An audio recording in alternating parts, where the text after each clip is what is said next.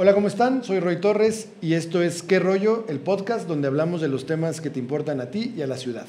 Vivir en la Ciudad de México es enfrentar contradicciones todos los días. Una metrópoli llena de vida, pero también de improvisación. Cada error cuesta tiempo, dinero y bienestar. El tráfico que te quita 2 horas o más, las casas sin gente, la gente sin casas, la basura en las esquinas, los baches, las lluvias que colapsan, el drenaje, y nada de eso es casualidad. Son síntomas de una ciudad sin planeación. Hoy arrancamos una nueva temporada de este programa, de ¿Qué rollo? El podcast, con una pregunta clave. ¿Qué significa planear o no planear en la vida diaria de quienes habitamos esta ciudad? Porque planear no es un lujo, es la diferencia entre una ciudad hostil y una ciudad habitable. Para conversar sobre esto, el día de hoy me acompañan profesionales que han dedicado su trabajo a construir una mejor ciudad todos los días, que han dedicado de esta actividad de la planeación su quehacer diario, y me da muchísimo gusto y les agradezco muchísimo que nos acompañe hoy Salvador Herrera Montes, que es director ejecutivo de Urbanística. Bienvenido, Chavo. Muchísimas gracias, Roy, con mucho gusto y saludos a todos. También está con nosotros Jonás Vázquez Betancourt, que es director de Comunica la Ciudad. Hola, muchas gracias, Jonás, un gusto tenerte por acá. Ameyali Magallón Vergara, que es bioarquitecta y activista. Gracias, Roy. Muchas gracias, de verdad. Y Marta Peña, que es especialista en política urbana. De verdad, muchas gracias por la invitación. De tenerlos. Me da mucho gusto tener esta mesa, de tenerlos aquí acompañándonos en esta nueva temporada, en este nuevo episodio de ¿Qué rollo? Sobre el tema de planeación, que como en el pasado nosotros decíamos que los cuidados nos atraviesan en todos los aspectos de la vida. Y creo que la planeación también nos atraviesa en muchos de los aspectos de nuestra vida cotidiana, y esa es la idea del programa del día de hoy, que nos ayuden a traducir un poco en qué se traduce en el día a día, cómo afecta o cómo beneficia que tengamos una planeación en la ciudad, y cómo también hemos dejado de hacerlo desde hace varios años, y eso cómo va acumulando a lo largo del tiempo los problemas en la ciudad. Entonces yo quisiera empezar con esa pregunta, para quien quiera decir yo, ¿cómo traducimos esto de la planeación en la ciudad a la vida cotidiana que enfrentamos todos los días las chilangas y los chilangos? ¿Quién dice yo? Por favor, no, hombre, equivoco. Pues creo que primero agradecerte, Roy, gracias por la invitación y además por compartir este espacio con grandes colegas que siempre nos encontramos en muchos espacios, y la verdad es muy rico estar juntos. El tema de planeación creo que podríamos abordarlo desde dos perspectivas, ¿no? Una perspectiva formal, que habla de cómo la planeación en su concepto más amplio nos ayuda a poder tener una visión estratégica y de largo plazo de muchos factores, ¿no? Entre ellos la ciudad, ¿no? Y hablando de planeación urbana en lo específico, creo que algo con lo que vamos a conectar todos es que el efecto de planear o no planear afecta al recurso más limitado que tenemos los humanos, que es el tiempo, ¿no? Y en ese sentido me parece que es muy importante pensar que no importando a qué te dediques, en dónde vivas, a qué te dediques del día a día, el tiempo pues siempre es ese factor, ¿no? Ya sea de traslado, ¿no? Porque pues vivimos en una ciudad como la Ciudad de México, que implica a veces hasta 2 horas en menos de 8 kilómetros, ¿no? De moverte punto A a punto B, pero también implica que ese tiempo, otra vez como recurso limitado, pues en el momento en que lo entregas al desplazamiento, se lo quitas a otras cosas, ¿no? Y eso creo que es algo que tenemos que tener muy consciente, y que tenemos que entender que pues, planeando podemos hacer que ese tiempo sea mejor utilizado, ¿no? Perfecto. Y a ver, ahí va un elemento de la planeación, que es el tiempo, que también es para nosotros todos los días andamos corriendo, ¿no? Es una ciudad caótica en términos de la prisa en la que traemos, y justamente tiene que ver con la planeación. Pero, Chavo, también tiene que ver con el entorno, ¿no? También tiene que ver con tu calidad de vida desde tu propia casa, porque también tiene que ver con cómo planeamos las comunidades, ¿no? Un día amanecemos con un edificio incluso que tendría que ser de 3 pisos, pero por alguna razón ya son 6, y de repente amanecemos con otro y de repente dicen, oye, pues ya no cae la misma presión del agua, oye, para salir de mi calle pues ya hay más congestión, oye, ya hay más basura de la que habitualmente tenemos, ya hay una esquina de basura ahí y ahora ya nadie la recoge. Eso también tiene que ver con la planeación, ¿no? Sí, de acuerdo. Nuevamente también gracias y saludos a todos mis colegas. Un gusto estar aquí, Roy. También celebrar el espacio y que toques este tema me parece fundamental para la ciudad y para los ciudadanos. Pensaría que, bueno, coincido mucho con Marta, con uno de los efectos de la planeación es el tiempo, pero me regresaría a qué es la planeación, porque en México pienso, y en la Ciudad de México, tenemos mucho el entendimiento que es el resultado de algo.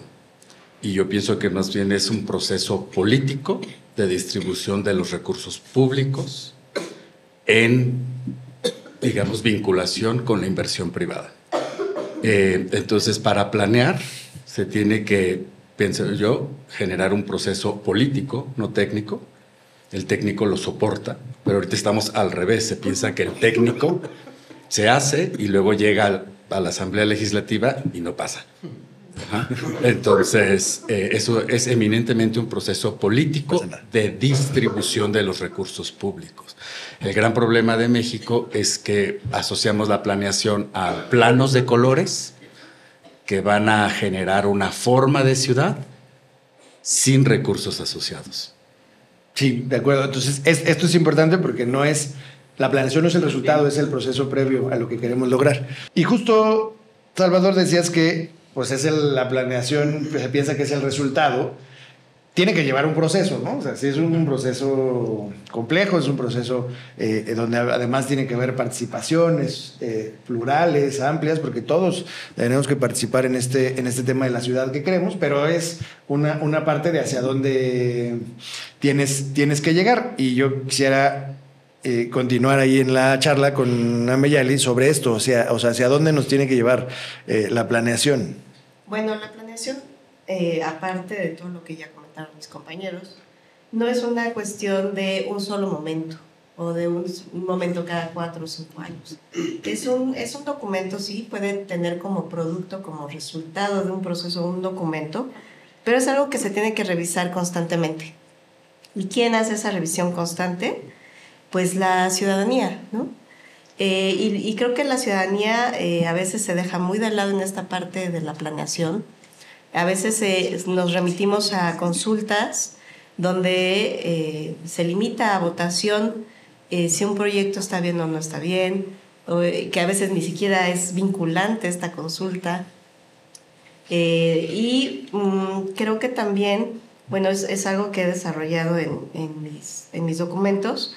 La participación debe ser en todos los procesos de la planeación y eso me lleva a los procesos.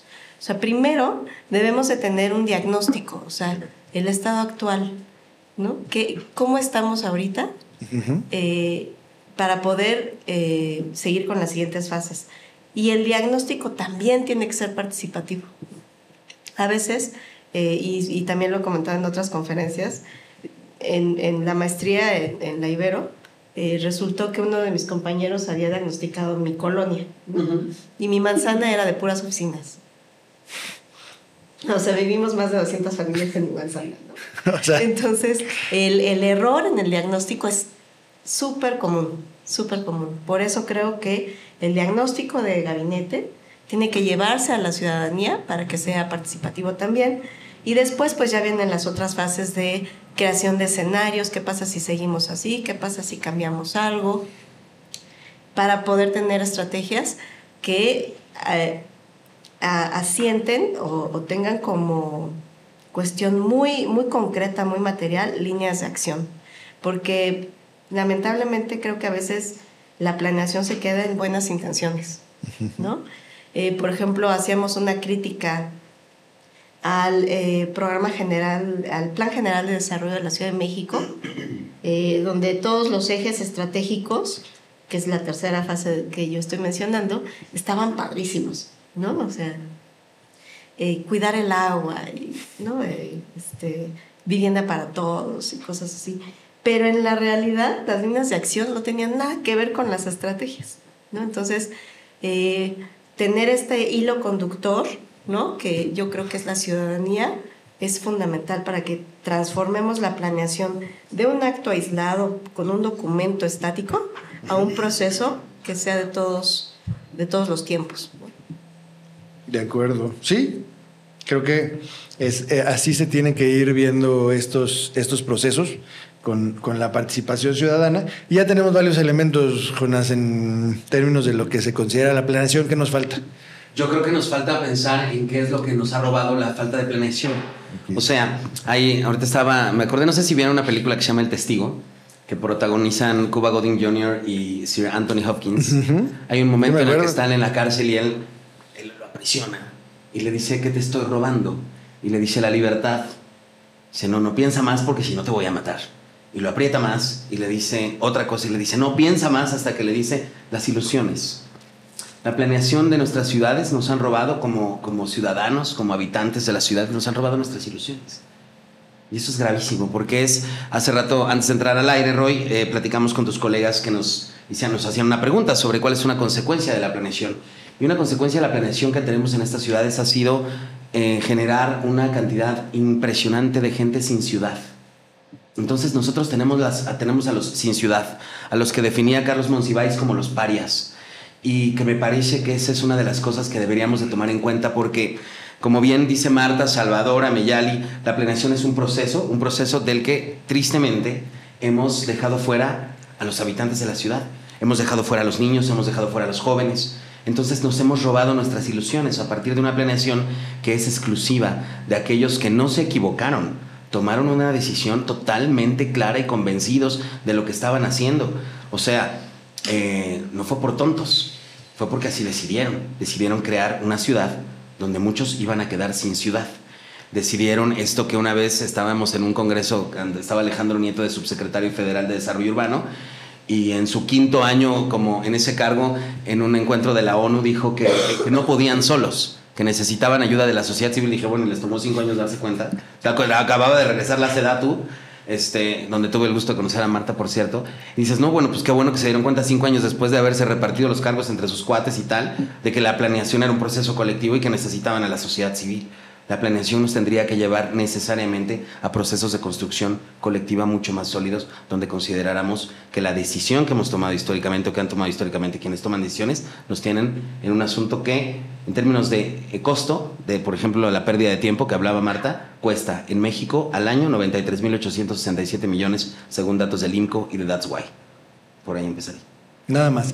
Y creo que ese es el elemento al que quería llegar un poco en la conversación.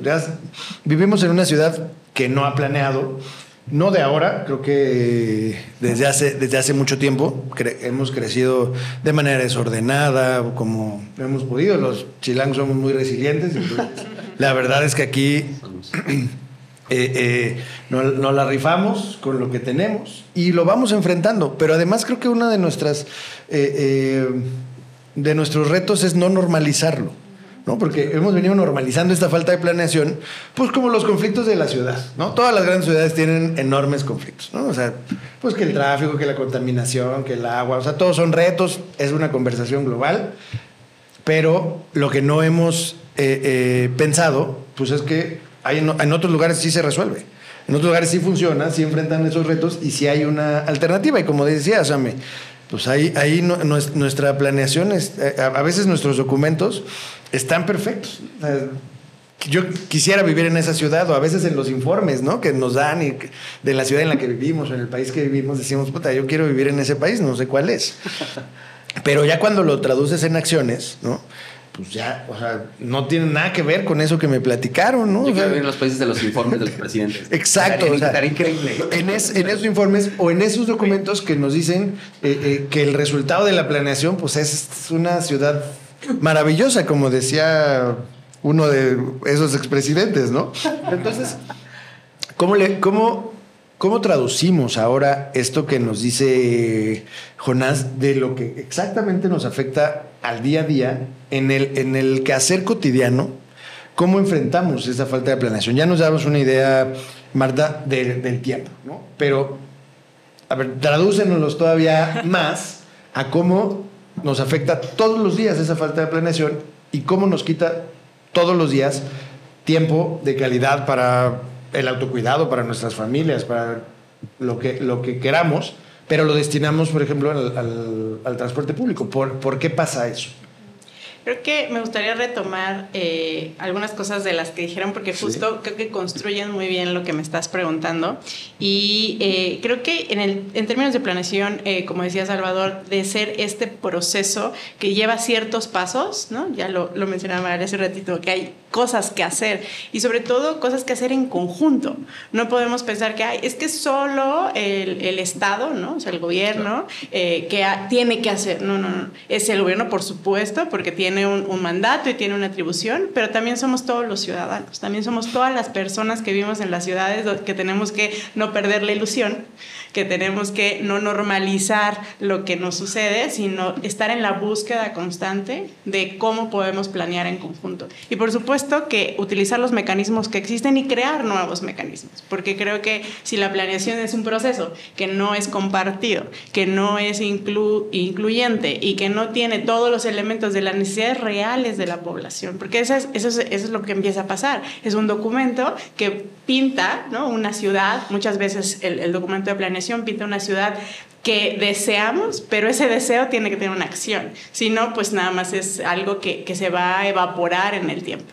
Y creo que en ese sentido, esa coherencia territorial que tiene que tener la planeación es una responsabilidad compartida y es algo que tenemos que empezar a ver cómo podemos articular lo que el plan dice con lo que realmente está sucediendo y con lo que podemos hacer y en qué tiempo, porque esa es otra. Creo que el mayor problema que tenemos en las ciudades, y no solamente es una cuestión en México, en Latinoamérica, en muchos países pasa esto, que hay una interrupción de los procesos de planeación, porque una ciudad no se cambia en 6 años, una ciudad no se transforma en 3 a nivel local. Se necesita tiempo para que ese plan, que digamos que ya fue bien diagnosticado, ¿no? Que no pusieron oficinas en donde había vivienda, que fue realmente llevado el paso a paso y sí nos permite tener ilusiones concretas, pues que se consolide en el tiempo, ¿no? 3 años no es suficiente, ni siquiera 6 años, ¿no? Entonces creo que es un tema de cómo nos afecta en el tiempo y cómo hacemos que ese tiempo sea pues realmente efectivo y que nuestras necesidades se vean reflejadas, pero que sobre todo hayan soluciones muy concretas. Y voy a hablar de una sola cosa de la Ciudad de México, ¿no? ¿Qué pasa si un día decimos, bueno, el origen de la ciudad era un lago, ¿no? Y cómo hacemos que ese territorio, que hoy además con todas las lluvias que tenemos está cada vez más reclamando esos espacios y habrá que ver qué va a pasar en un futuro cercano, en cuanto a cómo hacemos que esa realidad natural del territorio conviva con lo que nosotros, los humanos, estamos haciendo todos los días en ella, ¿no? Y creo que ahí es como encontrar esa corresponsabilidad y que encontremos un plan, un proceso que sí nos ayude a llegar a esos equilibrios, porque si no, estoy completamente segura que ahora sí, a nuestra generación viva hoy, nos va a tocar ver un cambio radical en las ciudades que cuando yo estaba chica pensaba, no, pues es que eso ya no lo voy a ver, ¿no? Pues sí, yo creo que sí lo vamos a ver y lo vamos a ver más pronto de lo que esperamos. Sí, el destino nos está alcanzando. Y esto también lo comentaba Ame, que no es la planeación de un solo... No es un solo momento, no es solamente ser un documento. Los que tenemos pues son documentos a 20 años, ¿no? Una planeación a largo plazo. Pero justo, decías Marta, pues es que lo queremos resolver todo en 6 años o en 3, y luego el que llega quiere empezar de nuevo, ¿no? Pero, por ejemplo, en la ciudad, pues el mismo grupo lleva gobernando ya casi 30 años, ¿no? Así es. O sea, tampoco es que no tengamos una línea de conducción en términos de a dónde planteaban la ciudad en el 2000, ¿no? Pero si hoy vemos esa ciudad del 2000 a la fecha, pues es completamente diferente a la que nos decían que teníamos que construir, ¿no? Entonces... Y el problema, yo lo decía hace un ratito, es que vamos normalizando esas cosas, ¿no? Y nos vamos acostumbrando a que, pues ya antes hacíamos 20 minutos para pasar un semáforo, ahora hacemos 40 y entonces pues nos levantamos más temprano, ¿no? Entonces, porque pues ya son 40. Y hay zonas también de la ciudad que me parece que ya están completamente resignadas a que las cosas no cambien, ¿no? Por ejemplo, el sur de la ciudad, ¿no? Que toda la zona oriente y la zona sur, que históricamente han estado olvidadas en términos de infraestructura, y que no hay alternativas para solucionar. ¿Cómo traemos, por ejemplo, a toda la gente del sur hacia el centro, hacia la actividad económica? ¿Por qué no desarrollamos justamente las zonas con esta idea de muchas ciudades dentro de nuestra ciudad? Sí. Pero, ¿cuál es la alternativa? O sea, ¿qué tenemos que hacer ante este escenario tan poco alentador, Salvador? Yo creo que reconocer la realidad en la que estamos, en México y en la Ciudad de México, y apartarnos del deber ser de la planeación, el deber ser académico, el deber ser incluso global. Porque planear ante la informalidad es muy difícil. O sea, es básicamente antagónico el ejercicio, ¿no? Estas zonas que ponías de ejemplo, que hay que atenderlas, pero también tiene un tema muy alto de informalidad en la tenencia de la tierra, en el pago de impuestos, en la apertura de negocios, en la economía. Entonces, necesitamos emparejar, ¿sí? Planear y formalidad, porque entonces planeas y sigue la informalidad y es como un tubo de escape, todo se sale por ahí, entra la corrupción, etc. Entonces, los ejemplos que ponías de ciudades que han sido exitosas, pues es porque básicamente no hay informalidad. Eso es muy crucial en México, porque estos 30 años que llevamos de una misma línea política ha mantenido la informalidad y no ha reducido. Y la ha alimentado. Entonces, ¿cómo planea? Entonces, por ejemplo, si queremos proteger la zona ecológica de la Ciudad de México, el sur, pero la informalidad de los ejidos y que se permite la venta de los terrenos, se sigue luchando con eso durante 30 años. Entonces, creo que tenemos que apartarnos del deber ser internacional que dicen las agencias y que dicen las buenas prácticas y planear con lo que somos una sociedad altamente informal, altamente corrupta, desafortunadamente, y que con eso entonces necesitamos mecanismos específicos, no el documento. El documento ya me parece que es lo de menos, los procesos abiertos, claros, ¿sí? Y crecer la responsabilidad, porque yo me cuestiono mucho el tema de la participación ciudadana, porque no hemos logrado emparejar el valor público con el valor privado, ¿sí? Entonces la gente, como sabe que se queda desprotegida, exacerba su visión particular o privada, porque no hay aparato público para enfrentar. Entonces todo lo privado, y no digo lo privado sector privado, sino lo individual, se canaliza vía la informalidad o vía la corrupción. Sin eso, si no atacamos eso, me parece que podemos seguir pensando en planear como lo hemos venido haciendo. Pero es que esto que mencionas tiene que ver con lo que decía Jonás, de esta gente sin ciudad, la verdad. O sea, creo que una de las cosas que menos tenemos es sentido de comunidad, sí, y tampoco de apropiación de los espacios. O sea, creo que todos nos sentimos muy ajenos. No sé si ese... Te pongo por ejemplo ahí, por ejemplo, en esta gente desprotegida, vamos a decir, de Tláhuac o de Iztapalapa. Si tú ves su carta urbana de su programa delegacional Desarrollo Urbano Viejísimo, a la casa le asignan uso de suelo habitacional cuando es un taller y cuando es... En lugar de reconocer eso y decir, hagamos un uso mixto, ¿sí? Reconozcamos que es eso, le pone la planeación el deber ser. Debería ser habitacional H2. Y así siguen todos los procesos. Entonces es más bien reconocer lo que somos y adaptarnos, creo yo. Sí, y el tema es eso, que creo que la realidad del papel no coincide con nuestra realidad en las calles, con nuestra vida cotidiana. Y yo decía esta idea de que sí nos sentimos muy ajenos a la ciudad, pues porque cada vez tenemos menos forma de disfrutarla, ¿no? En nuestra Constitución me encanta porque tenemos una cosa maravillosa que se llama el derecho a la ciudad, ¿no? Y ese concepto, pues la verdad es que está padrísimo. Sí. Inspirador.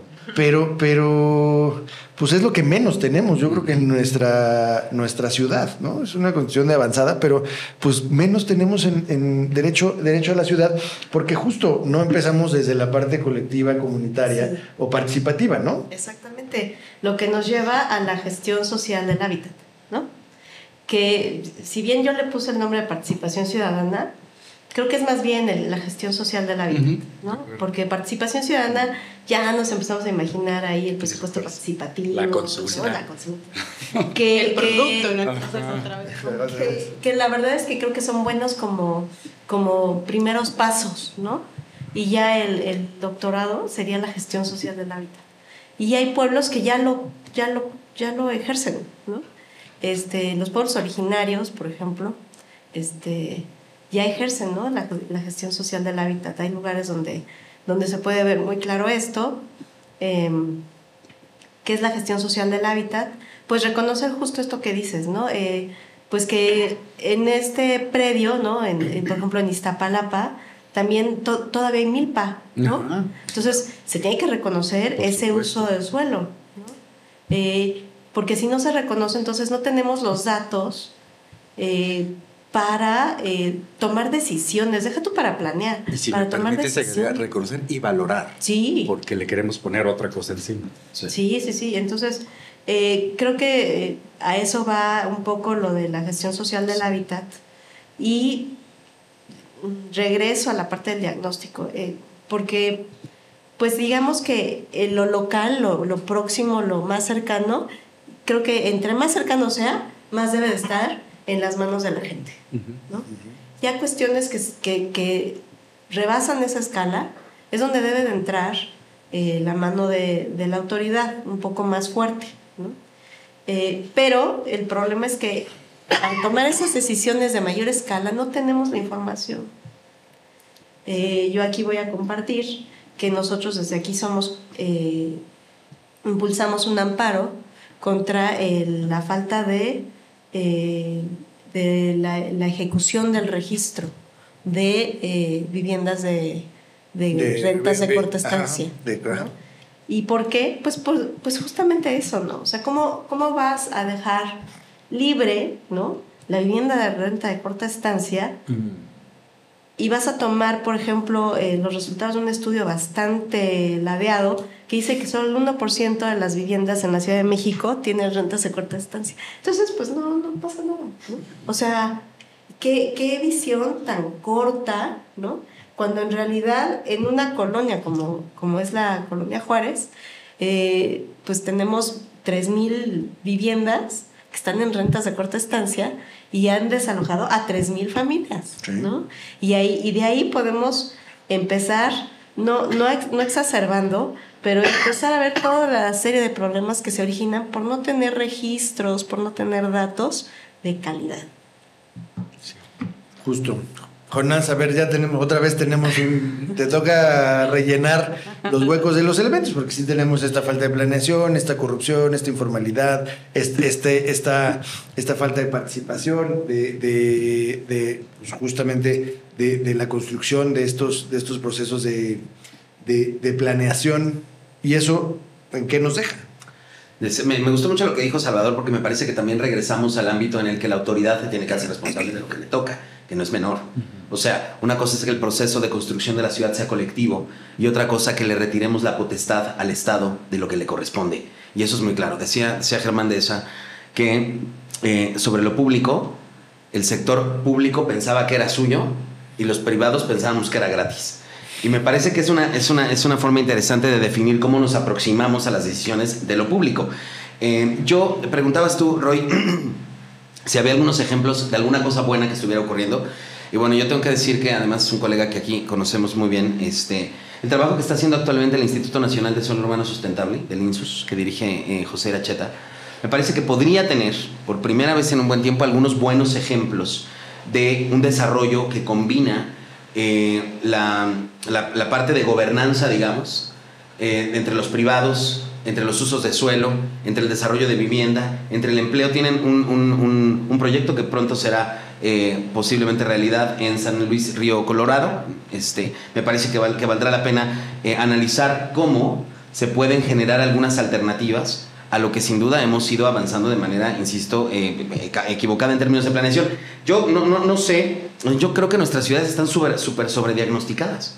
Y pienso un poco en lo que dice Salvador, porque habrá cantidad de documentos, ¿no? O sea, lo que sí creo es que nos ha hecho falta analizar de manera mucho más práctica y mucho más concreta las diferentes realidades. Las ciudades son muchas ciudades, decían los zapatistas, por un mundo en el que quepan todos los mundos. Nosotros tendríamos que trabajar por ciudades en las que quepan todas las ciudades, que dependen también de las distancias y las diferencias y lo contrastante que es el espacio urbano en diferentes contextos, pues. Y me parece importante analizar que cada espacio tendría que ser considerado de manera distinta. Y lo otro, todo esto se juega todo el tiempo en la arena electoral, y eso es súper desafortunado. O sea, nosotros perdemos la oportunidad de generar mejores espacios públicos cada 3 años o cada 6. Y tenemos autoridades que piensan que las ciudades se planean, como bien decían, cada 3 o cada 6. Una vez Miguel Ángel Mancera se aventó la puntada de decir que por qué Hábitat 3 no era cada 3 años. Pues sí, visto desde esa perspectiva, pues sí, ¿no? O sea, de esta instantaneidad con la que la autoridad piensa que se van renovando los procesos públicos, ¿no? Entonces, pero sí creo en el lado de la esperanza. Creo que podríamos comenzar a tener en algunas buenas gestiones, son casos aislados, pero ocurren, y pensar en los presupuestos.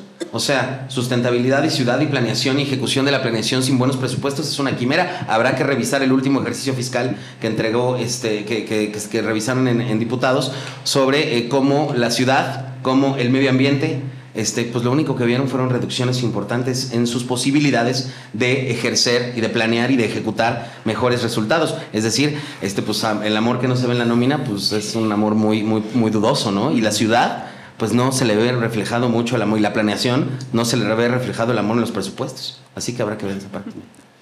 Y ese tema también es relevante porque justamente la planeación no se ve, o sea, la planeación no se ve. Y entonces, es como el drenaje, ¿no? ¿Para qué le invertimos al dinero del drenaje? Pues si no le puedo cortar el listón. Es igual. Bueno, del Estado de México es una desgracia. Eso que estás diciendo. O sea, creo que esos son los procesos que hemos dejado. Creo que esa es la parte electorera. Exacto. Que no vende. No vende.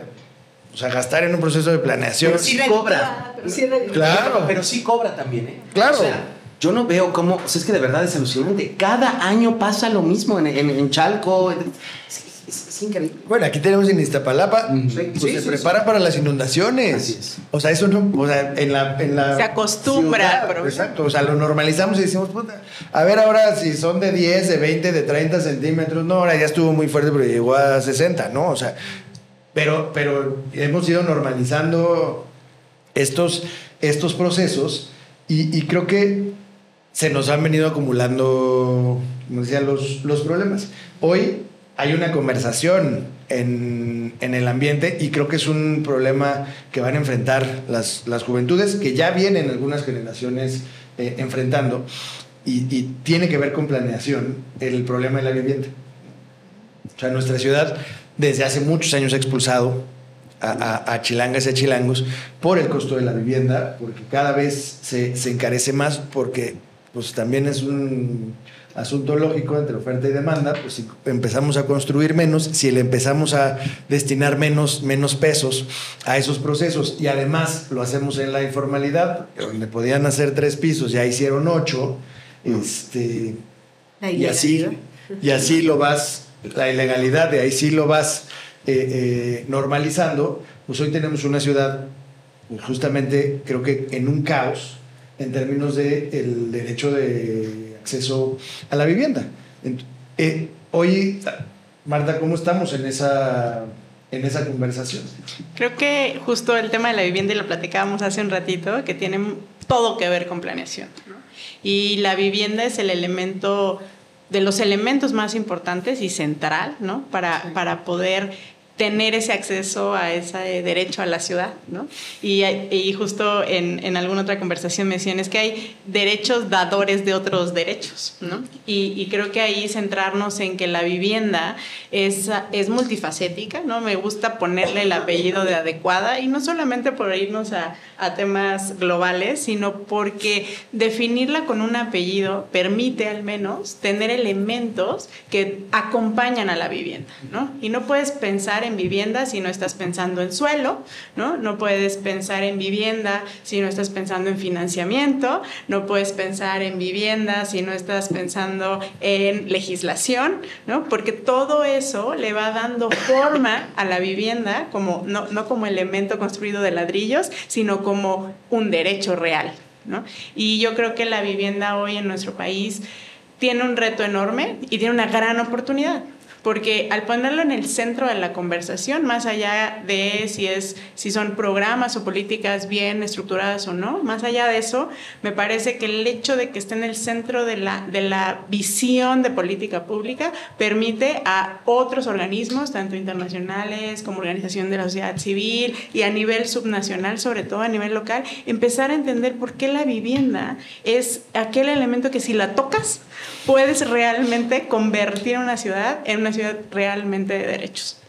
Y yo creo que lo primero que tendríamos que estar pensando es cómo esa proyección de una política realmente toca los territorios más cercanos a la población y cómo desde el nivel local realmente se toma en serio, como con una estructura, con un presupuesto y con más allá de una ventanilla rezagada en obras públicas a nivel municipal, que muchas veces ni siquiera saben qué está pasando con la vivienda en su localidad, ¿no? Ayer justo me invitaban al Consejo Nacional de Organismos Estatales de Vivienda en la CONOREVI, fue su cambio de consejo, y escuchaba a todos los estados, pues estaban los representantes de los estados ahí, hablar exactamente de lo mismo que se estaba hablando hace... Claro. 20 años, ¿no? Y volviendo al punto de si hay ejemplos en el mundo, ¿no? Donde las cosas suenan o salen bien, creo que una cosa es no solamente dictar una política, sino darle la estructura de abajo hacia arriba en cuanto a los gobiernos locales. Realmente puede haber una capacidad instalada para que entiendan la vivienda como aquel elemento central, que no solamente es contar cuántas viviendas más he construido, sino dónde las construyo, por qué las construyo ahí, y sobre todo cómo las gestiono y las administro. Porque si no es así, es muy difícil que la vivienda en el tiempo sobreviva. Alguien decía, es que la vivienda está viva, y yo estoy de acuerdo, porque nace, ¿no? O sea, la pones ladrillo tras ladrillo, luego la habitas y en esa habitabilidad pues se va transformando en el tiempo. Y si no es bien gestionada como elemento y como conjunto habitacional o de viviendas en su conjunto, como municipio, pues cuando les entregan los conjuntos habitacionales, y acaso se da ese proceso, pues el municipio dice, no, yo no quiero esto, ¿por qué? ¿Por qué no quiere el municipio que le entreguen formalmente esa vivienda? Porque no hay presupuesto para gestionarla, porque no hay ni dinero para poder recibir la gestión de la basura, o sea, no llega el camión de la basura, y más allá de lo que ya sabemos del agua y todo lo que sucede, pero es un tema administrativo y presupuestal. Entonces, creo que es ahí donde hay un tema bien importante que enlaza lo que decía Jonás, que enlaza lo que decía, creo que es un proceso que tiene que estar acompañado de presupuesto. Si no hay presupuesto, es difícil que en el tiempo podamos hacer que la vivienda realmente sobreviva. A ver, y sobre este tema, Salvador, te quiero poner un reto en esta charla. Y luego a los demás, para que vean que es parejo. Pero, a ver, justamente hablando de la vivienda, pues hemos dejado de construir. Se escrituran alrededor de 2,000 al año viviendas en la ciudad. Necesitamos alrededor de 40,000 según diagnósticos. Debemos algunos datos, 800,000 viviendas en la ciudad. O sea, es un reto enorme. Y hoy estamos en esta conversación sobre la gentrificación. ¿Cómo nos puedes explicar este proceso que estamos atravesando de gentrificación para principiantes? Wow, complicado. Es un reto pedagógico. Es un reto pedagógico, sí. Exacto. Pensaría que la gentrificación con planeación y sin planeación sucede. Es un proceso, digamos, de oferta y demanda del suelo y de reubicación de grupos socioeconómicos. No es un fenómeno particular a la Ciudad de México, está pasando en muchas ciudades del mundo con niveles muchos más exacerbados que en la Ciudad de México. El de San Francisco es impactante, o sea, el fenómeno de gentrificación mucho más grave que vemos aquí en Ciudad de México, o sea, con el nivel de sin casa que viven en la calle, etcétera, es mucho más alto aquí también porque tenemos una red social que siempre como que ayuda, apoya.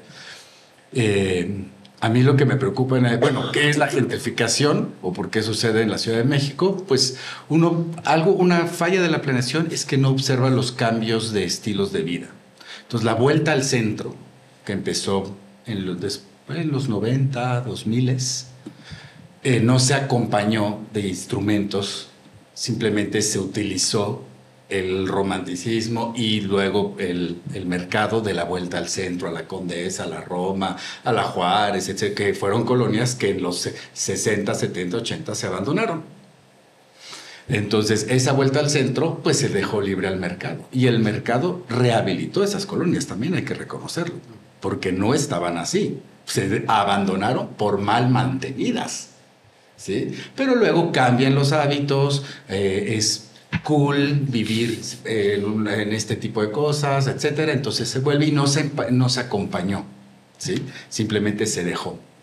Entonces, ahora a mí lo que me preocupa es el bando 2, porque no sé qué impacto regulatorio y económico le respalda, ¿sí? Porque por decreto vemos el efecto del bando 1, que de hecho el bando 1 fue altamente gentrificante por este mismo corriente política, ¿no? Entonces, creo que tenemos que observar. Al revés, el bando 2 es el que regresa la construcción al centro y ahora se emite el bando 1, ¿no? Nada más. Ah, sí. Sí, creo que es al revés. Perdón, el bando 2 es el de AMLO, ¿no? El de AMLO, sí. Y el bando 1 ahora de Clara. De Clara, exacto. Okay. Entonces, el efecto gentrificador del bando 2 es altísimo. Altísimo, innegable. Como política pública de izquierda. ¿Cómo evaluamos el bando 1 para aprobar el bando 2? Bueno, si consideramos que nos gobierna la izquierda, ¿eh? Tendría mis dudas al respecto. Y siento que el bando 1 se está respaldando mucho en que por decreto van a suceder las cosas.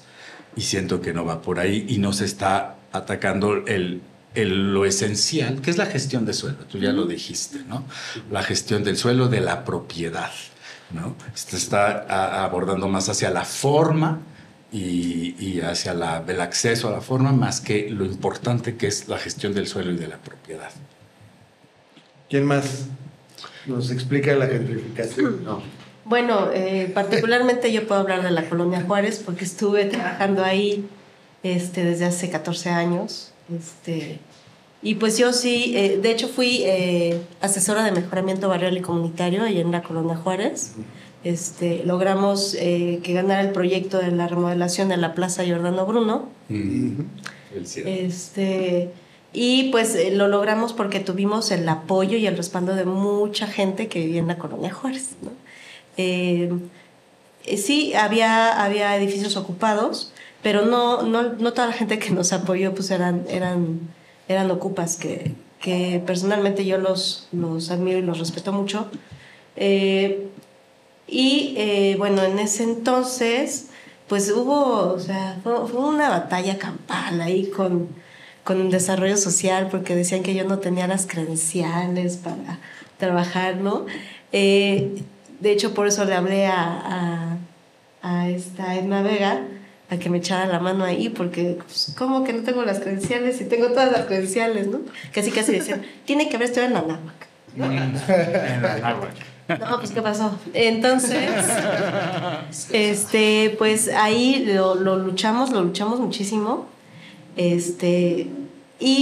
Bueno, yo no tuve que dejar porque precisamente Edna me llama a trabajar a Connavi. Y entra otro asesor técnico que la verdad es que no jaló.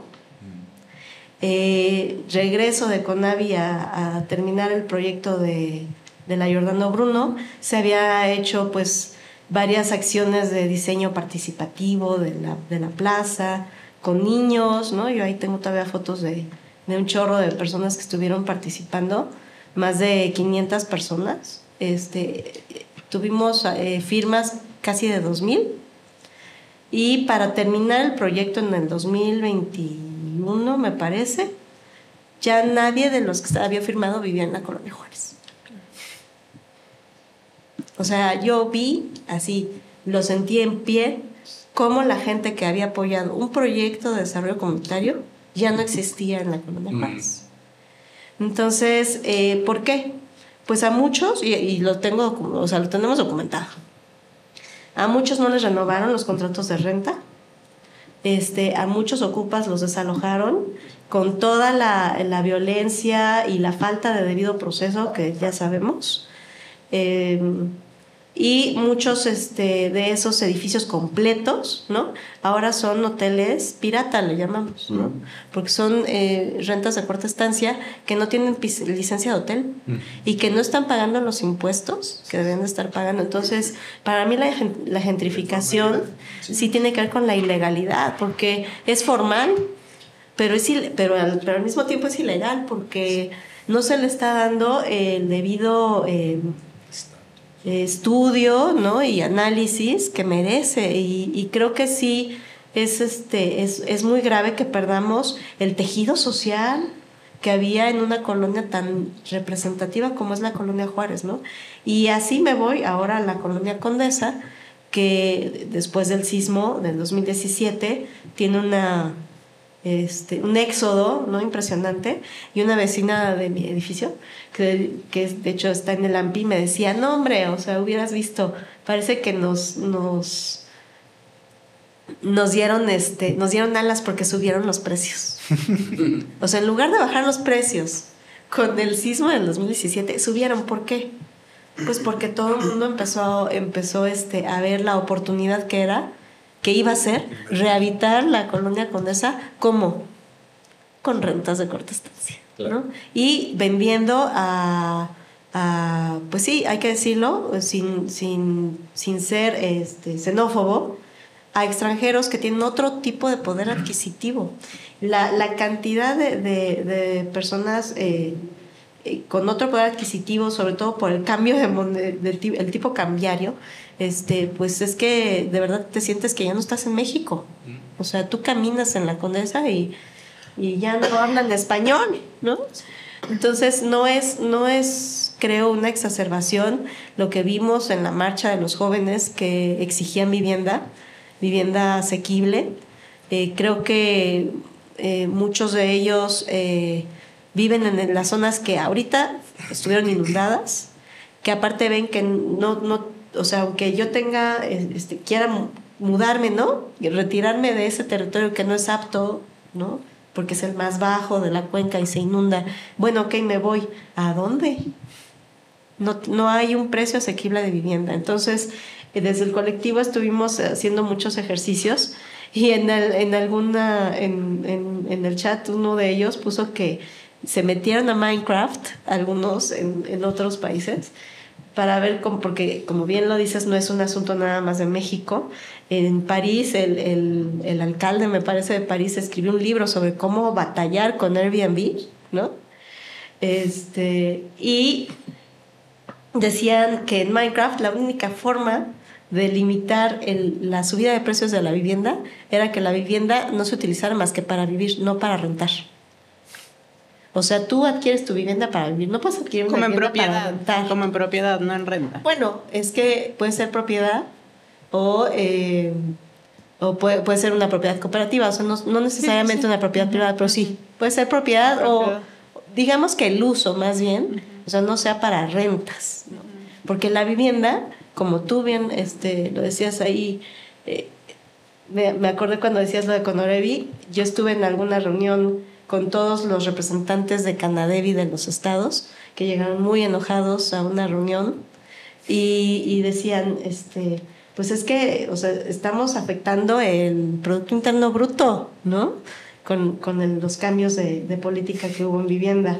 Y entonces... Que esa es como la otra cara, ¿no? La versión privada de la... Sí, claro. Sí, muy amables todos, bien lindos. Todos hombres, por cierto. Bien bonita esa foto. Ajá. No, la verdad es que, o sea, muy caballerosos y todo, pero las cosas, o sea, como las entienden, es de que, pues yo les decía que la vivienda no es un producto. La vivienda no es un producto de mercado. O sea, puede haber propiedades inmobiliarias que estén en venta, pero la vivienda como tal no es un producto, es un derecho. Y no lo podían creer. O sea, ¿por qué? Porque para ellos la vivienda es un negocio. Claro. Entonces, creo que la respuesta tendría que ser muy radical. No sé si estamos listos para esa conversación.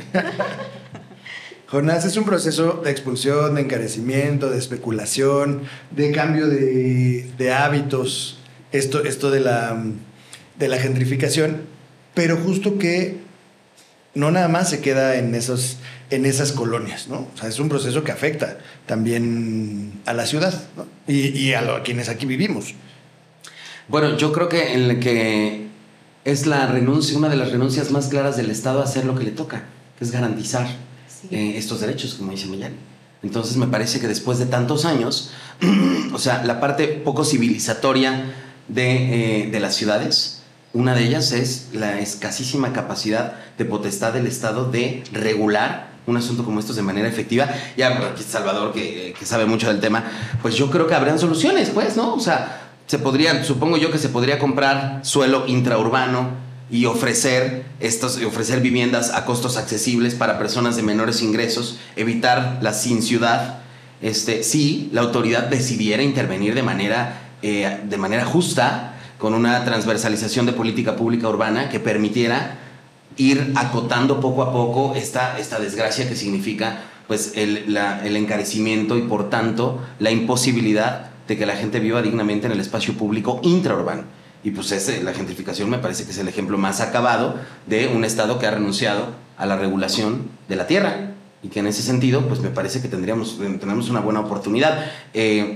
Pero insisto, como esto se renueva cada 3 años y cada 6 años, pues es una bronca, pues. O sea, en la medida en la que estas decisiones se juegan en la arena electoral, pues seguimos teniendo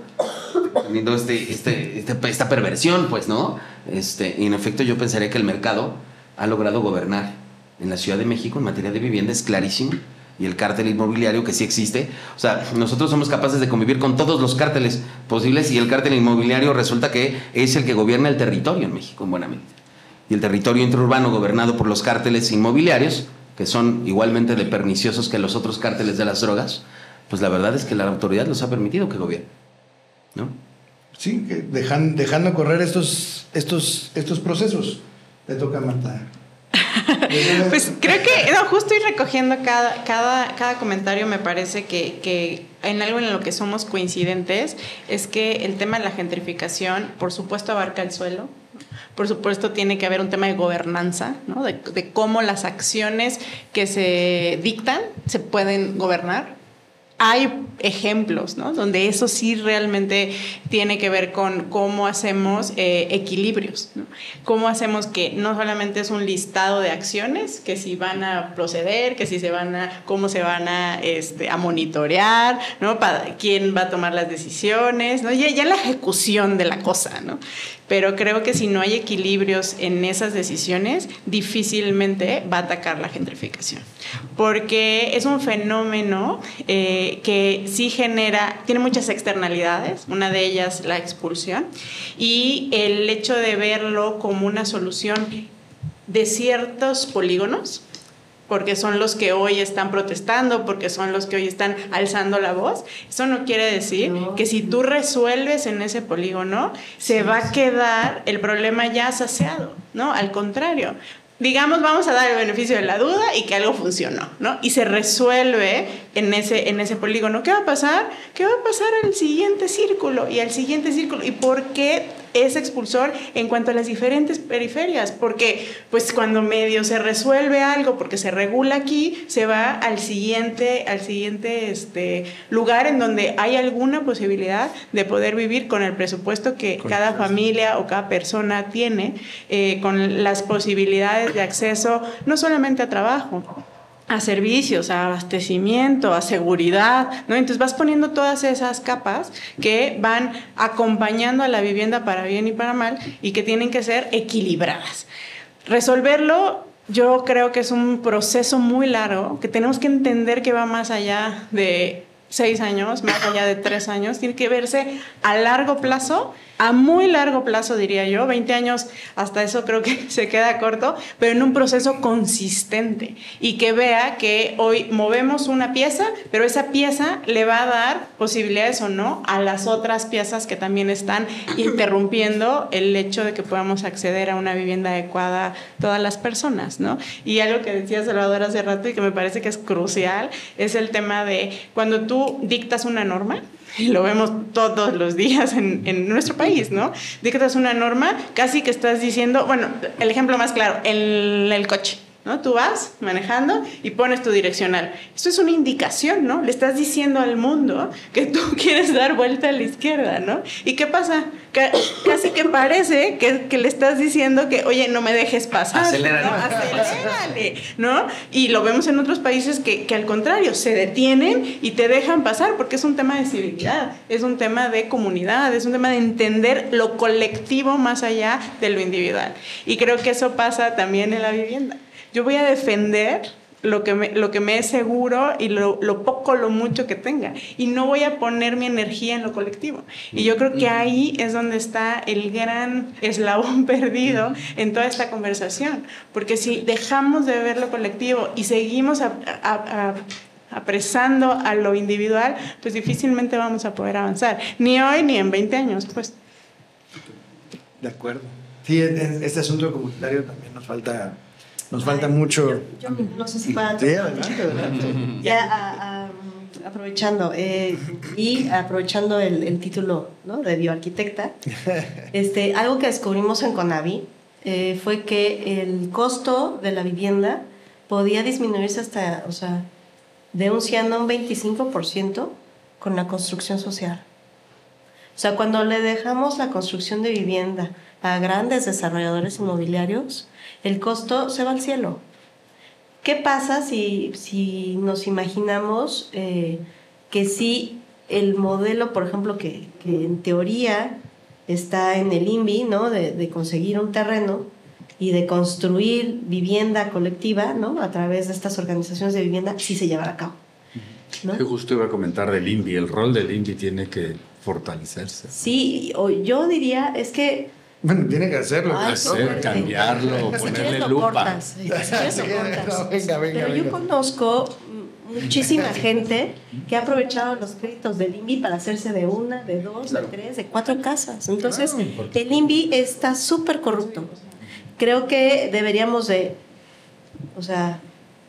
deshacer el INVI y empezar una nueva institución. Ahí sí creo que deberemos de hacer como un INPLAN o como como un instituto de vivienda, pero no, o sea, el INVI, o sea, tenemos que dejar atrás el modelo de las grandes organizaciones de vivienda que están hablando, que están de forma corporativa, porque le roban a las personas, le roban a la familia, le roban al Estado y aparte se utilizan como grupos de choque y para intereses políticos.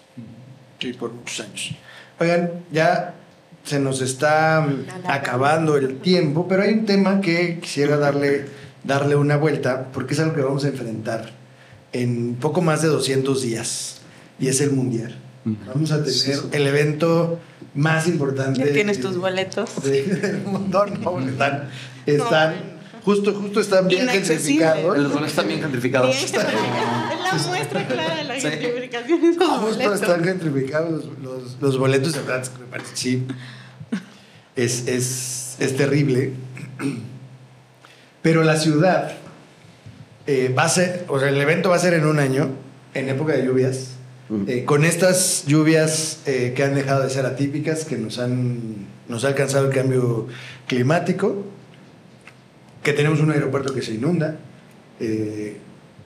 que no tiene la suficiente infraestructura, una ciudad muy compleja, y vamos a enfrentar un evento y mucha gente va a rentar su casa. No por Airbnb, sino directo, que va a ser un Airbnb social. Y entonces, creo yo. Creo que ahí enfrentamos varias cosas, ¿no? Por sus estas del ahora el cambiar las casas, etcétera, ¿no? Eso también es otro modelo. Pero no nos estamos preparando para eso. Al menos veo que la ciudad no está preparada. No, es que ya empezó el segundo piso de Tlalpan. Bueno, justo. Bueno, yo a mí Tlalpan, lo que está pasando en Tlalpan me encanta, tengo que decirlo. No porque sea bueno, sino porque ejemplifica lo que pasa en toda la ciudad, ¿no? Se nos ocurre, se le ocurre al gobierno decir, vamos a hacer una calzada flotante, ¿no? Primero para que caminen y vayan las bicicletas, ¿no? Entonces salen los activistas, no, pues así no se hace, ¿no? Entonces, para que caminen, ¿no? Y va a ser seguro y las bicicletas van a ir por un lado y al día de hoy no tenemos el proyecto ejecutivo, o sea, no conocemos cómo va a ser la construcción, el proyecto que va. Empezaron a arreglar las banquetas, ¿no? Poniéndoles adoquines. No sé si sea la mejor manera. Y entonces empiezan a arreglar las banquetas para que se empiece a hacer algo y quitan al comercio informal, ¿no? De las banquetas. ¿Qué hacen? Pues lo mandan al interior de las colonias, ¿no? Y entonces, ¿qué empieza a pasar? Pues que los vecinos dicen, oigan, ¿qué pasó? A una cuadra. Ajá, o sea, ¿qué pasó? Yo no lo tenía aquí. Lo que decías de la onda expansiva. Y a las sexoservidoras. Y luego También. Empieza, es que hasta la glorieta de los desaparecidos. salen los vecinos a protestar por el comercio informal, ¿no? Y luego empieza la construcción de la ciclovía y salen las sexoservidoras a protestar porque entonces ya no van a tener dónde pararse, etcétera, etcétera. La solución la mandas hacia adentro, ¿no? Ya córrete unas cuadras para allá. ¿Qué pasa? Los vecinos vuelven a salir diciendo, oigan, yo no tenía esto aquí en mi colonia, en mi cuadra, cada quien hace lo que quiera, pero pues aquí no. Entonces otra vez vuelven a salir, ¿no? Y así, las soluciones, vamos a hacer bahías, ¿no? Vamos a darles cachitos para este tema. El comercio, vamos a reubicarlo a ver dónde.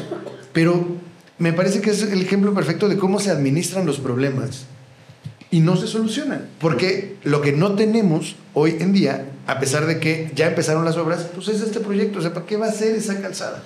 ¿Y qué va a pasar en Tlalpan? ¿Cómo vas a modificar el desarrollo también? Entonces, eso a mí No está el estudio de los impactos. No está el estudio de los impactos, pero además siguen construyendo grandes edificios porque me parece que es una zona que se puede desarrollar, pero no tiene ninguna planeación porque tenemos una esquina muy grande. Entonces, aquí caben 3 edificios, 300 departamentos. Perfecto. Pero ¿cómo los queremos? O sea, ¿para qué público? No hay esa relación con el Estado, con el gobierno, de decir, sí queremos, pero tiene que ser estos, ¿no? Tiene que ser esto y tiene que ser para esto. Y luego enfrentamos el Mundial, y quiero regresar después de este comercial, regresar al tema del Mundial. Y a mí sí me preocupa cómo vamos a recibir a los 6 millones de espectadores que se espera en estas condiciones. A mí me preocupa que Javier Aguirre todavía no tiene claro quién va a ser la delantera de la selección. Me preocupa mucho o más, o tanto como la planeación de las ciudades de cara al Mundial. En México mueren 44 personas al día en accidentes viales. No, que no son accidentes, perdón, en hechos de tránsito. En el ratito que estuvimos aquí, habremos 44 al día. Más o menos unas 16,000 personas, 15,000, 16,000 personas al año. Creo que uno de los retos importantes que vamos a enfrentar es la movilidad. No tenemos infraestructura para movilizar esos 6 millones de personas de población flotante que van a venir, claro. Sí. Pero no se nos puede olvidar los que ya estamos aquí. Exacto. En esos 45 Además, la dinámica urbana que implica un evento de esta naturaleza. Porque la mayoría de esto se vive en el espacio público. Entonces, el reto es gigantesco, pues. El costo que esto implica, por ejemplo, en los accidentes, las fatalidades de tránsito, perdón, no son accidentes, es el 2.2% del Producto Interno Bruto. La ciudad, sin duda, está menospreciando el impacto que va a tener la llegada de esas 6 millones de personas de población flotante, y en efecto no estamos preparados para ello, me parece, y sin embargo creo que por lo menos en temas de movilidad, la creatividad y la posibilidad de generar más alternativas de transporte es una de las opciones. Es decir, fortalecer no solo Ecobici, que por cierto tuvo pues un estrés muy fuerte recientemente, incluso ustedes en Movimiento Ciudadano alzaron la voz sobre la importancia que tiene esto. La clientela del transporte público en México, y no me refiero a la clientela política que ha generado el gobierno en torno a los usuarios de la ciudad, somos muy malos clientes. O sea, somos muy malos para reclamar, digamos. No veo yo, y es que no vería yo a una persona que vive en San Juanico y trabaja en Coyoacán generar un espacio de reclamo social porque no tienen tiempo de eso y porque viven al día. Pero sí lo veo en torno a los usuarios de la bicicleta.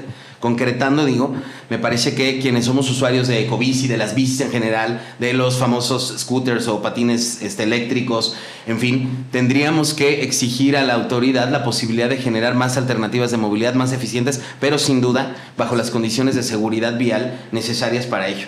Entonces me parece que el reto de la planeación de la ciudad en este contexto va a hacer que la autoridad esté dispuesta a incrementar las alternativas, a ofrecer garantías en el espacio público para los usuarios diversos de la ciudad, los peatones, la gente que utiliza el transporte público, la gente que utiliza bicis, y que me parece que tenemos una buena oportunidad. Yo lo vería así, yo cerraría pensando en que el Mundial, a pesar de que va a ser muy retador, significa una oportunidad de una ciudad que tendría que contar con la capacidad de generar las condiciones adecuadas para la movilidad de los millones de personas que vamos a estar acá viviendo un evento muy importante que va a poner los ojos sobre la ciudad y sobre el país en muchos sentidos, en las zonas metropolitanas de Monterrey, de Guadalajara y de la Ciudad de México, y que me parece que es eso, analizar en el cortísimo plazo con la iniciativa privada, con la autoridad y con las y los expertos en temas de movilidad y de desarrollo urbano, qué alternativas tenemos, porque la verdad es que la cosa va a ser esa, una total y absoluta cortedad de alternativas para movilizarnos y para tener un disfrute del espacio público en un evento que sin duda es de lo más importante, ¿no? Yo creo que es un claro ejemplo de lo que preguntaste muy al principio, ¿qué pasa si no se planea? No. Yo me acuerdo que cuando trabajamos con Román, le propusimos, ¿no te acuerdas? Sí. Que como nadie levantaba la mano, dijimos, pues proponemos nosotros ser la comisión del Mundial en Sedatu, muy al inicio de la administración de AMLO, y nos dijo, no es prioritario, y va a ser prioritario un año antes. Lo mismo le dijimos a Pablo Benlliure en el instituto. Entonces, México es de reacción, o sea, desafortunadamente, ¿no? De reacción. Entonces, en este contexto que hoy tenemos de reaccionar a 200 días, lo único que nos queda es gestión más que obra. Entonces, en este caso es ya gestión del tráfico, del tránsito, ¿no? Y ver hacia adelante, decir, entonces los autos que entren a Tlalpan con solo un pasajero, pues cobro o te vas hasta la esquina o no sé, y el carril de alta es para 3 pasajeros. Cerrar los cuadros. Que cerrar, o sea, contener, así es. Y las alternativas, pues ¿cómo vas a llegar hasta esos lugares? No se puede llegar. Pero que genere aprendizaje social. No vas a lograr. Y no nos va a alcanzar el tren ligero. No, y yo creo que algo muy importante es encontrar, o sea, como los 3 tiempos de la oportunidad, ¿no? Del hecho del Mundial. O sea, el Mundial va a suceder en un año, pero había un previo que ya se perdió, digamos, y que queda un año, y dentro de ese año que queda va a haber gestión o no. Y tendría en el gestión va a haber. No, mala, sí, porque justo somos sobrevivientes como en la Ciudad de México como cucarachas, no vamos a sobrevivir, pero hay el momento, ¿no? O sea, una es la planeación que no se ha dado, o al menos no se conoce hasta ahora exactamente qué va a suceder, si va a haber contención, si va a haber redistribución, qué va a suceder, ¿no? Luego durante el evento, ¿no? Que son, ¿cuántas semanas son? Pues dura un poco más de un mes y medio, ¿no? O sea, durante el proceso es otra la reacción que tiene que tener la ciudad para ver que si eso que planeó o no está sucediendo y cómo seguir conteniendo, ¿no? Y equilibrando esa parte. Y luego el post, cuando todo eso se va y la oportunidad perdida, si no se planeó, de que quedara algo que se convierte en más infraestructura normalmente para lo que queda en la ciudad. ¿no? Y Guadalajara, yo creo que está haciendo una cosa. Quiero pensar que aprendiendo de lo que sucedió cuando fueron los Juegos Panamericanos. Me tocó estar en ese proceso cuando se construyó toda la infraestructura para Juegos Panamericanos, con una visión, me parece, pues en su momento bastante buena, en el sentido de construir esta infraestructura para que luego pues ahí hubiera pues uso y disfrute de la ciudadanía, ¿no? Una vez que este proceso pasara, durante el gobierno que lo construyó, pues se siguió utilizando de manera adecuada. Ahora entiendo y me han dicho que pues hay muchas cosas que ya no se están gestionando por falta de presupuesto y que el acuático y todo esto que se hizo pues ha tenido mucha degradación, ¿no? Porque la infraestructura que no se mantiene pues no es para siempre, pues ¿no? Sí, y luego cuesta más levantarla. Claro. Entonces, mi punto es, si hay cosas que ya han pasado, porque pues aquí también ya hubo en algunos otros momentos, pues grandes eventos que son un hito histórico en la ciudad. Y pero si que no son más aprendemos... esporádicos, ¿eh? O sea, no tienen esta larga vida de un mes y medio. Ese es el tema. Claro. Sí. Y bueno, lo que pasó con el Mundial, ¿no? Sí. ¿no? Con las Olimpiadas hace muchos años, ¿no? Entonces, ¿qué pasa cuando no se planeó, cuando no se gestionó durante y cuando no se aprovechó lo que se podía construir? Pues es una pérdida de oportunidad de algo que pudo haber sido un acierto de ciudad para poder redirigir presupuesto. Porque, ya lo decía Jonás, hay una mirada puesta sobre las ciudades principales que van a recibir a estas personas y que también, en conjunto con el presupuesto público, hay un presupuesto privado que también se mueve en esa coyuntura, ¿no? Entonces creo que ahí es una sensibilidad de entender qué está llegando, qué hago con eso que está llegando, cómo lo distribuyo a todo lo que necesito, y ya lo necesito como ciudad, y van a venir 6 millones más, ¿en dónde lo pongo? ¿Es en el aeropuerto? Y perdón, pero o sea, cambiar el plafón del aeropuerto no es gestionar ese recurso, ¿no? Entonces es... Ponerlo bonito. ¿Qué pasa con el aeropuerto? ¿Qué pasa con el tema de control? La renovación de los baños del aeropuerto. Hay agua, ¿no? O sea, ya tenemos agua, pero creo que es importante que podamos verlo hacia qué queremos que quede. Y eso que quede, cómo lo vamos a disfrutar después cada uno de nosotros, ¿no? Porque tiene un costo también para la ciudadanía. El hecho de recibir una población flotante así. Si me permites, Marta, agregaría, coincido plenamente, es cómo podríamos generar desarrollo económico y social de esa planeación del Mundial, que es lo que ahora parece que vamos a perder esa oportunidad. Va a ganar la informalidad. La espontaneidad. La gestión. No, y la informalidad del puestito, o sea, que digo, está bien, pero que eso se va entre los dedos, ¿no? Así es. Es como el que tuviste, hereda, ¿no? así una es. millonada y se le va la herencia, ¿no? O sea, te voy a llevar 6 millones de turistas. ¿Qué haces con ellos? Sí, no, y la realidad Puse un es puesto que, de tacos en mi garage. o sea, si nosotros vemos los grandes eventos, que por ejemplo Barcelona, ¿no? La Feria de las Culturas, en Brasil, pues los que terminan pagando los platos rotos siempre son las personas de menores ingresos, ¿no? En Brasil vimos cómo para poder tener presupuesto gobierno suben las tarifas del transporte público, ¿no? Aquí empezaron las multas a restaurantes, ¿no? Un terrorismo, ¿no? Un terrorismo de los restaurantes que bárbaro. Yo creo que es difícil que grandes eventos como este le vayan a dejar algo positivo a la ciudad.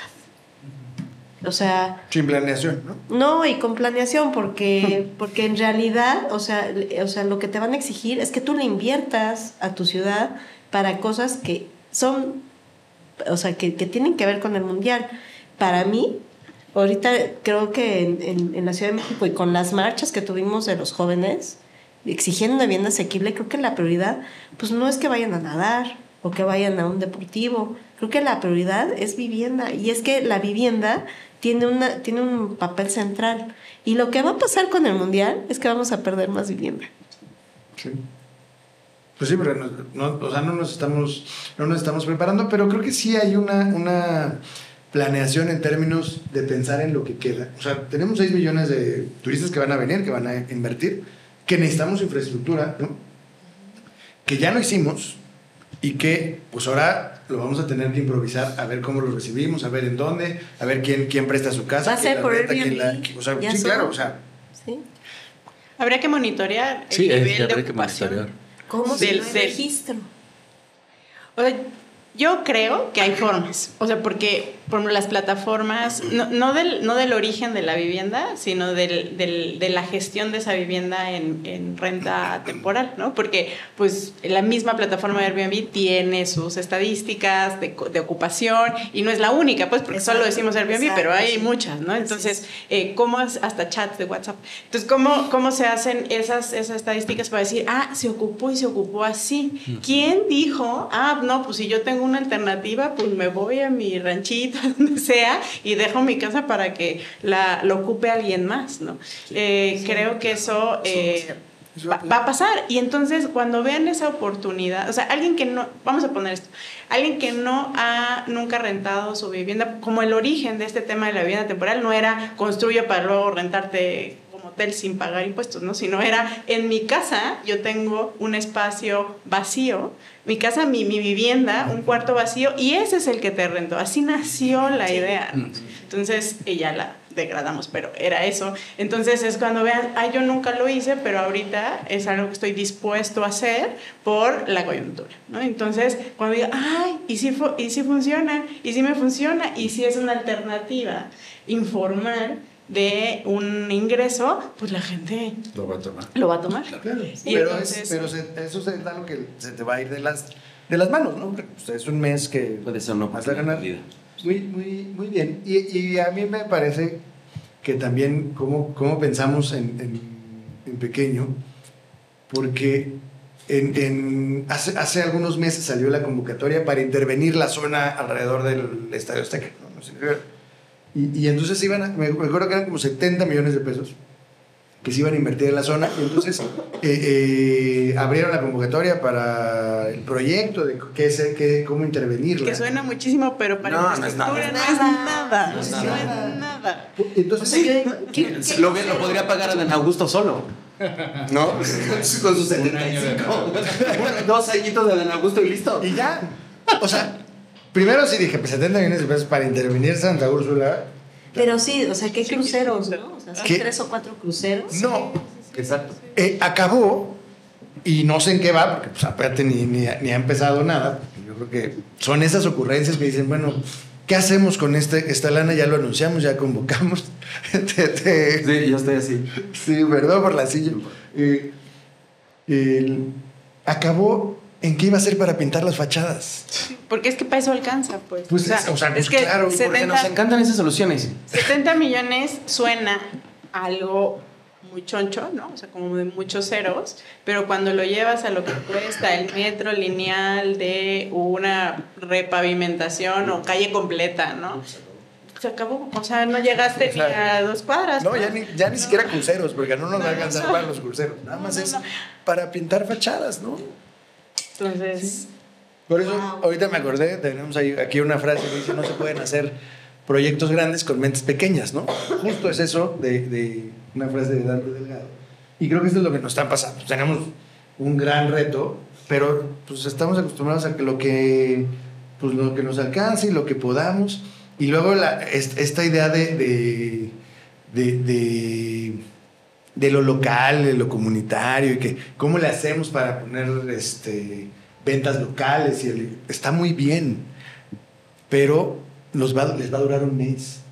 O sea, ese es el problema. O sea, ok, vamos a que consuman productos locales, pero van a llegar y se les va a acabar en un mes, y entonces ya no quedó absolutamente nada de todo eso que puede ser un motor también de desarrollo. Otra vez creo que la iniciativa ¿Ya lo privada- gentrifiqué? Y ya lo gentrificaste porque todo va a subir de precios. Bueno, también, exacto. o también otro ejemplo que tenemos en nuestro país es que, o sea, las cosas que suceden de manera como de generación espontánea para justo resolver los vacíos se llenan. Es correcto, eso es lo Los que vacíos se llenan. Y entonces tú generas algo que es informal porque pues, se necesita, y yo veo la oportunidad como sociedad y lo Así es. pongo. Van a haber 2 Y luego, ganadores. hasta que se den cuenta, me voy a quitar. Claro.